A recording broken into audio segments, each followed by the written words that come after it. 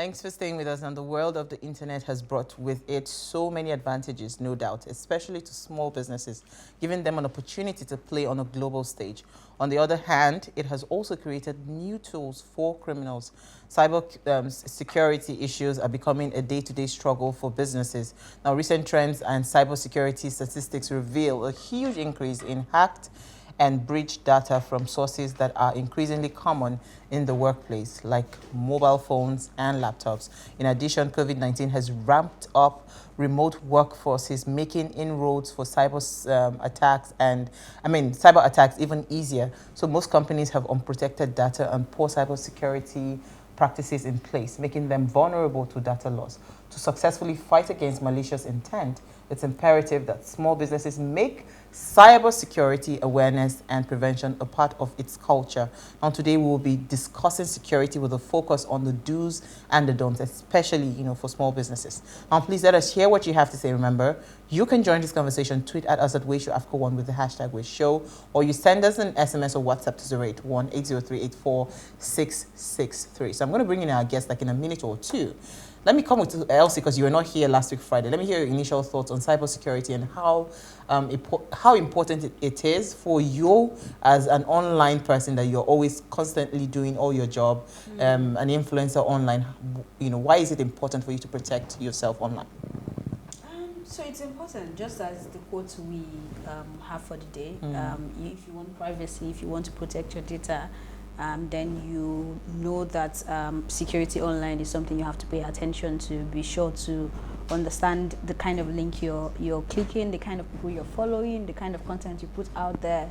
It's just important. It's just like what she said last week, locking your door. You're doing it because you know that you need to, when you have a burglar, what's that called now? The metal in the window. You're doing it because when someone tries to break into your house, it doesn't mean that they cannot come in if they are persistent, but before they're able to break in, someone would definitely hear the sound or come around to save the situation. So it's just important, very important. I understand that you're saying we need to focus on small business, but I even think we should focus on individuals because, as well. Like she said, well, because last week I think they dealt well on individual. But I will bring a question on individual, because Shafi Bello. We've had different celebrities that they just get their social media handles that they've built over the years with millions of followers, just overnight is no more. It's been hacked, So I keep wondering, how does that happen? Bello is no longer an individual. It's a big business. It's a big business. But there's something she mentioned towards the end of the conversation last week, which is talking about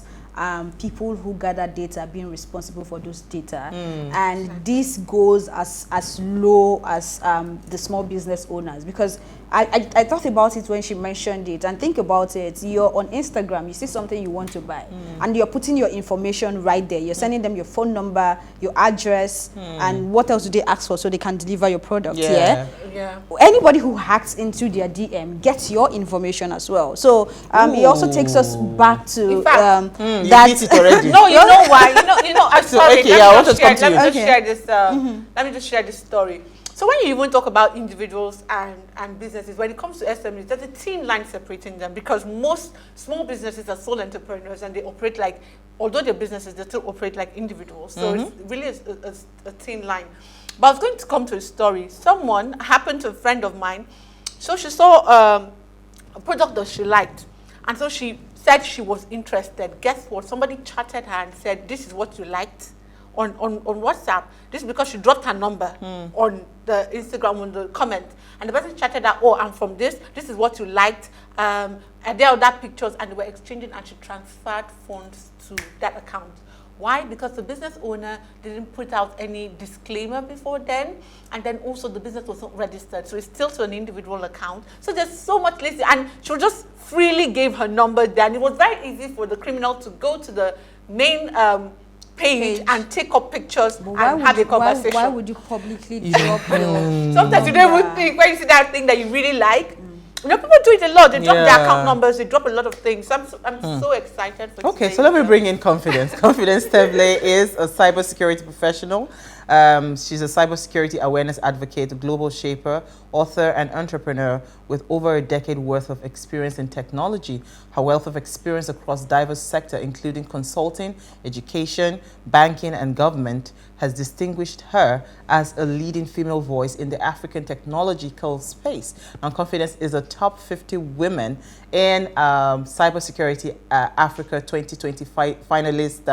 The finalist, yeah, she's the finalist there. So, Young Cisco of the Year Award 2021 winner, BBC Biz 100 expert, and an external faculty of the FinTech Institute at Lagos, London, Toronto. She authored Africa's first storified cybersecurity awareness book called No Go Fall MAGA, the handbook. And she's joined us again live in studio. She deserves a round of applause. Back to back. Thank you. It goes to show you how passionate she is. Oh, conversation. I don't want to form MAGA. So let me just declare that I love her. I know. I love you too. And you see, we're coordinated. Last week, Exactly. this week, Don't understand. you know? Calm down. She's not your you. She is our. I don't know about you. I don't know. I'm just. Oh, so confident. I mean, you heard a little banter, and honestly speaking, when it comes to security, I don't know if a lot of us pay so much attention to what it is that we do. Now, my sister, I am the opposite. I tell her when you're done shopping, because we wear same size, when you're done shopping, if I try it on, it fits me, then you can order your own. I'll pick the one. That's what I do, because I honestly do not feel safe going and shopping. I mean, for the first time, I ordered something online, and I didn't pay until they delivered it, and I checked that everything was complete. Then I did the transfer. You know, but how many businesses do that? No, most businesses will tell you that you have to pay before they deliver. And I tell her, Faith, you're not even afraid. What if they run with your money? She said, I beg you. You know, so I don't know. Do we really pay attention to the hazards that there are online? You know, when it comes to protecting our data as humans or individuals. So it's a growing conversation. I think it's improved over time. COVID played a very good role in that regard, because people began to see how pervasive technology has become and how important, and how we had to rely heavily on it, which also increased the number of attacks. So people began to see in their little circles how cybersecurity issues were affecting people. So I think whether or not it's positive, it's sort of like heightened the conversations, it's heightened the awareness around cyber safety issues and the importance of protecting ourselves. However, there's still a lot of lip service paid to it. I mean, I was sharing last week about a survey we did. We took cameras on the street, and people were giving us their passwords and the ATM pins. Oh my goodness. As literal as that is, people were giving us their passwords to their emails, which of course, if you look at how important the your email account is, that's where you transact business from. So anybody can impersonate you. In fact, you can give instructions for payments to be made, but somebody was giving us that information. So it's a growing conversation for individuals and for businesses alike. I mean, even if you were to take it away from Nigeria, a very big pipeline company that basically supplies most of the fuels to, I think 55% East Coast of America was recently hacked. They got a ransomware attack and they had to be shut down. So when we think about cyber attacks, we always think just money. But do you know that there's currently scarcity in America, US, yes, because of that shutdown, because they had to just close down the IT infrastructure to contain the attack. And that's costing quite a lot. Aside the hiking in prices, is people also are fighting each other on the streets to get fuel. I can even guarantee there'll be fire accidents, there'll be fire incidents, because people are collecting fuel and trying to store it. And they're not used to it. Exactly. Like us.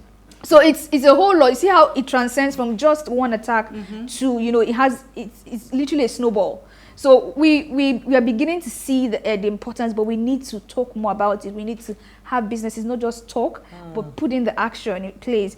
They include, for example, having a culture, a cybersecurity culture, having the awareness in organizations consistently built, having a cybersecurity professional, somebody who can advise the board on your board, not just answering to somebody else. So there's a lot of things that need to be put in place, from big companies, big organizations, to the small organizations, to the medium organizations as well. So we need to do more than talk. We need to act.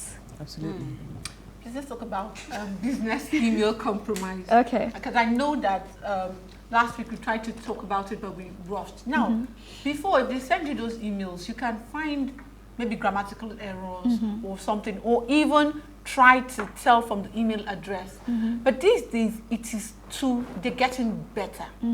Now, because we're focusing on what to do and what not to do, if you find out that you have that email and you can spot one as a staff of the company, what do you do? What is the immediate action that a company would take immediately they realize that they've been exposed?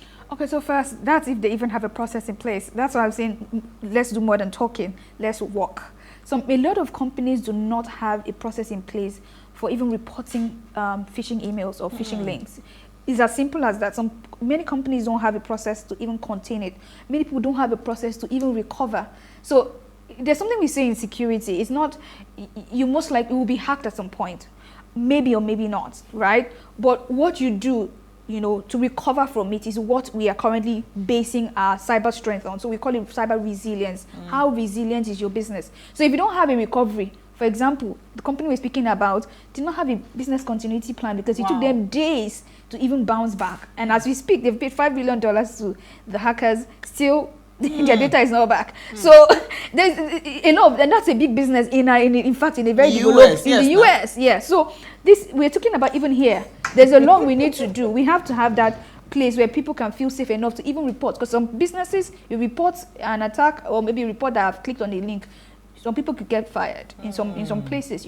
So the culture to even allow people to share these things, the processes in place to capture that information and begin investigating. So what has happened after this? Has there been this? And check the network. A lot of businesses don't have that in place. We wait till security is an afterthought. Let me put it that way. In a lot of places, it's an afterthought. So you wait till you're hacked. You wait till you lose money. You wait till your social media account is hacked to be able to do what you're supposed to do, which is actually clearly stated.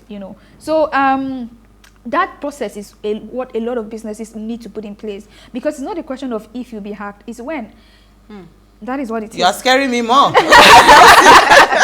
Okay, so let's still stay on the email, but maybe tilted more to the individual now. Okay. I remember when you and I started talking about coming on the show, you were also sharing something on your social media regarding a certain email you got that you almost fell for.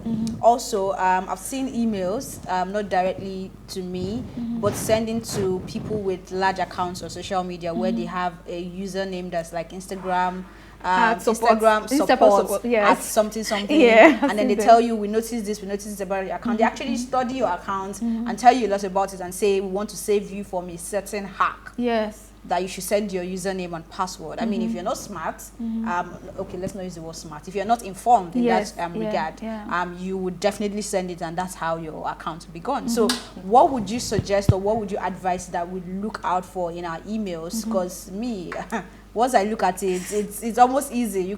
I don't have grid, so you can't be telling me that there's $200 billion somewhere that is left in your account, and you just feel like sharing it with me. Like, where did we cross road? How did we meet? But what would you advise people to look out for in their emails, and the kind of emails they should even respond to in regards to their social media, and of course in regards to the general scam that we know going around? So first and foremost, know what you must not share with anyone.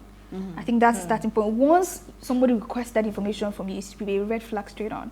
So if somebody asks for very sensitive information like your username, your password, your one-time password, because you have your password that you use, then your OTP is maybe a code that's sent to your phone, is or from your bank or from the social media account, your social media provider.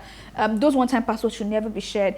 The numbers on your card, the full number on the PAN, the CCV, the 3 numbers behind the expiry number, the BVN as well, you should share only with people that concern themselves with that. So for example, you will know when it's required and when it's not. So know what to share and what you should never share under any circumstance. That's for start. 2, I like that some social media providers are beginning to tell you if they've sent you an email or not. So for example, Instagram has what's called emails from Instagram, right, on your account. So if you go to settings and you go to security, you click on emails from Instagram, you can see what emails they've sent you. So if you receive an email that is not listed there, or there's no date, there's no date on your own account that email was sent to you from Instagram, is definitely a scammer. Okay. And then Instagram will definitely not contact you on WhatsApp, which is what some of the scammers do as well. They contact you on the phone number that is attached to your account. So know that emails from Instagram is standard way that Instagram contacts you, and check if you receive an email whether or not you're analyzing it. Has Instagram said they've sent this email to you? That's one. Then another way you can look out for phishing emails is grammatical errors, but they're getting better. I mean, like the example I was speaking to you about, there was no grammatical error. It was well put together, and it was in the context. I was trying to raise money for my NGO, so it was they packaged. They studied you. Yeah, they packaged it as a crowdfunding marketing company. It was well put together. There was one principle I practiced that actually saved me, which is what? Pause and think. See, cyber criminals never want to give you the opportunity. When you think, you rationalize things. When you're in fear or you're in a hurry to act on something, you're not letting things sit in your head. And that's exactly what they want to do. They want to rattle you. When they call you and say this is about to be blocked, it's a strategy. Whenever you're rattled, your full brain isn't working. So that was what I did. And fortunately for them, they sent it to me as well during my holiday. So I don't touch work. Holiday. So when I came back, I was now, analyzing how come, there's a crowdfunding company. How come their website looks this way? How come there are no testimonials? How come there's no team behind it? How come it's 33 free months? We know 33 months is literally scam. How come the phone? And I started analyzing more and digging deeper. And I was like, this is a scam. But also another key thing, which are, again, principles. Do not click on links in emails. It's a principle I practice. Like I would say, stop and think. When somebody's asking you to take an action really quickly, just pause, think. So another key tip I want to give at this point also is to take note of the sender's email address. So why should a company that is so big and is raising millions of dollars for people be emailing me from a Gmail account? When I am a startup, but I always have a custom domain, URL. And then you look at it sometimes too. There's something called spoofing, where they take a genuine web address and then add something little. So Netflix with double I, without also fine, but you know what? L be changed and then you can't really tell. Yeah. But you know what? Let's just go for just a third. My director, just a short break. We'll be right back.